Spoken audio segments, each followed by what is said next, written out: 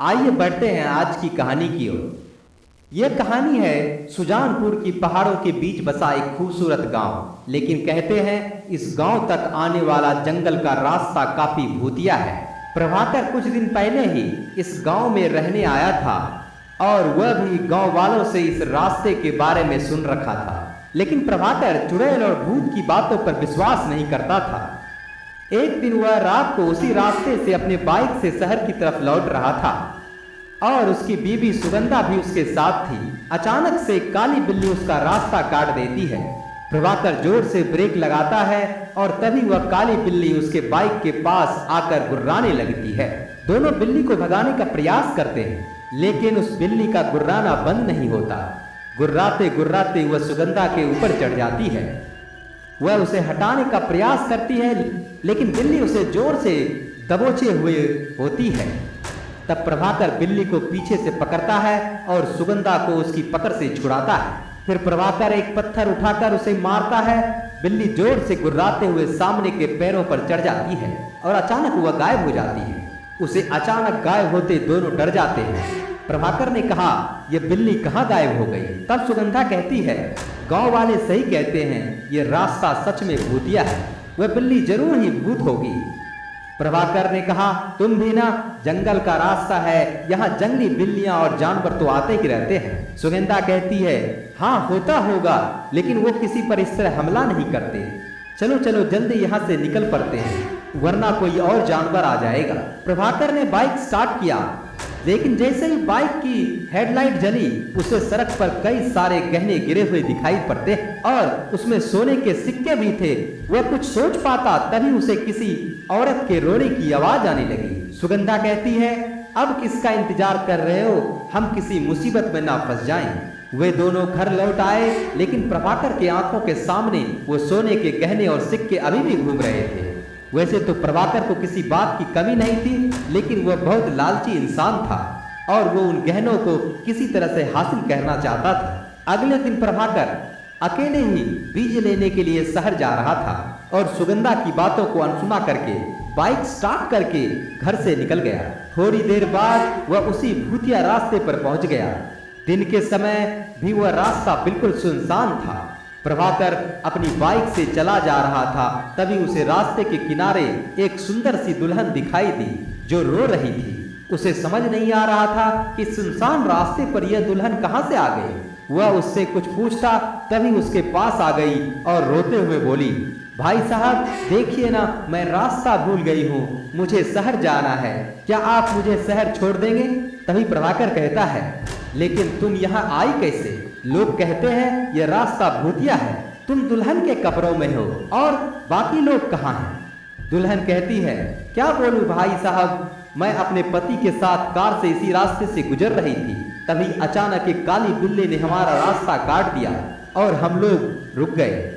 मेरे पति ने कार रोकी, तभी उन्हें झाड़ियों के पीछे से किसी औरत की रोने की आवाज आई और जब वह वहां देखने गए तभी चीखने की आवाज आने लगी और जब मैं दौड़कर वहां गई तो मैंने देखा वो मरे पड़े हैं।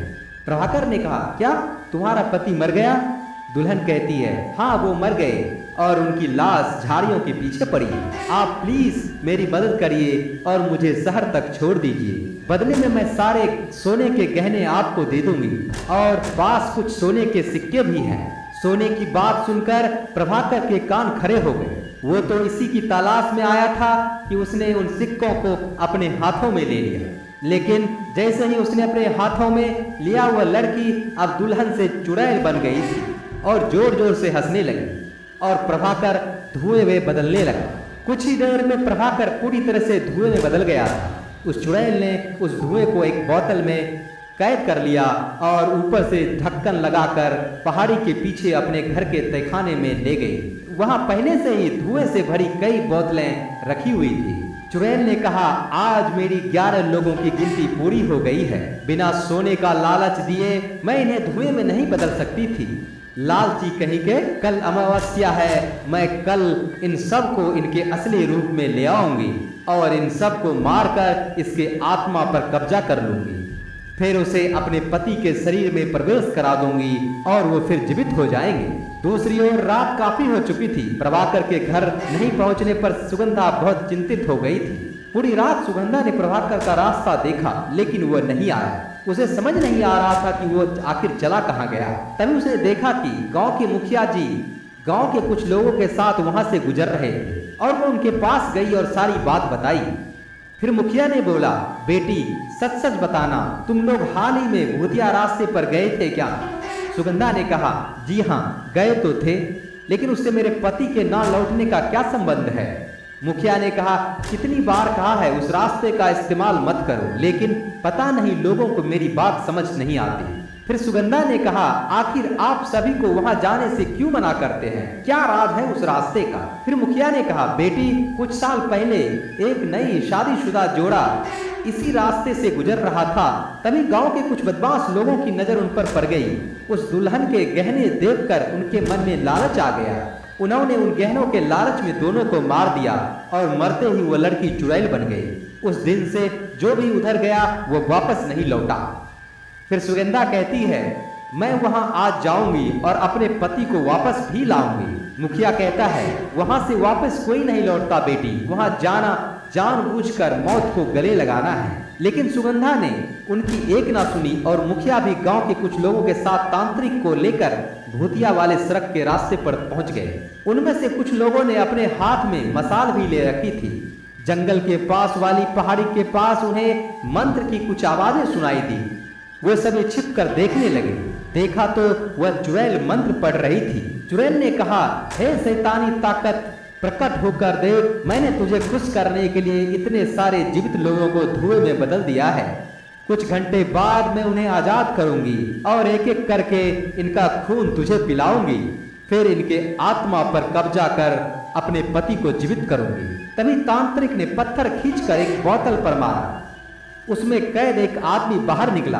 चुड़ैल को इस बात का पता नहीं लगा क्योंकि वह आंखें बंद कर मंत्र पढ़ रही थी। तभी मुखिया जी बोले, अरे ये तो भीमा है, इसके साथियों ने ही मिलकर उस बेचारी औरत उसके पति की हत्या की थी और ये लोग तो इस घटना के बाद गांव से गायब ही हो गए थे। तांत्रिक ने कहा, ये गायब नहीं हुए थे, इस चुड़ैल ने सबको कैद कर लिया था। इन्हीं की आत्मा से वो अपने पति को जिंदा करना चाहती है। फिर सुगंधा कहती है, पर इसने मेरे पति को क्यों पकड़ा? मेरे पति तो कुछ नहीं किया। तब तांत्रिक कहते हैं, तेरा पति इन गुंडों की तरह लालची था, वो भी उसके गहनों के चक्कर में आ गया था। इसे अपनी सिद्धि पाने के लिए 11 लालची लोग चाहिए थे। 10 तो पहले से इसे मिल चुका था। 11वें की गिनती पूरी होने के लिए यह इधर उधर रास्तों पर भटक रही थी। लेकिन उस दिन जब तुम और तुम्हारा पति इस रास्ते से गुजर रहा था, तभी इसने जान लिया कि तेरे पति में भी लालच फूट फूट कर भरा हुआ है और उसे आसानी से फंसाया जा सकता है। वे बातें कर ही रहे थे कि चुड़ैल अपनी आंखें खोली और अपने सामने फूटी बोतल देखकर गुस्से में भर गई। इतने में तांत्रिक ने कुछ मंत्र पढ़कर मसाल को उसके ऊपर फेंका और वो जलने लगी। इसी बीच तांत्रिक ने सारी बोतलों को पत्थर मारकर फोड़ दिया और उसमें से कैद सभी लोग बाहर निकल आए। प्रभाकर भी उनमें से एक था। उसे देखकर सुगंधा रोने लगी। चुड़ैल ने कहा, ये तूने ठीक नहीं किया तांत्रिक, इन लोगों ने मेरे पति को मारा था, तुमने इन दुष्टों को आजाद कर दिया। तब तांत्रिक कहता है, इनकी गलती की सजा इन्हें जरूर मिलेगी, मैं इस बात का वादा करता हूँ। लेकिन जो तू कर रही थी, ये करके ईश्वर को चुनौती दे रही थी। एक बार जो मर गया उसे जीवित नहीं किया जा सकता। चुड़ैल जलकर राख हो गई। उसके बाद गांव वालों ने उन बदमाशों को पुलिस के हवाले कर दिया। प्रभाकर के साथ साथ पूरे गांव वालों ने लालच न करने की कसम खाई। उस दिन के बाद वो रास्ता भूतिया नहीं रहा। चुड़ैल की आत्मा मुक्त हो चुकी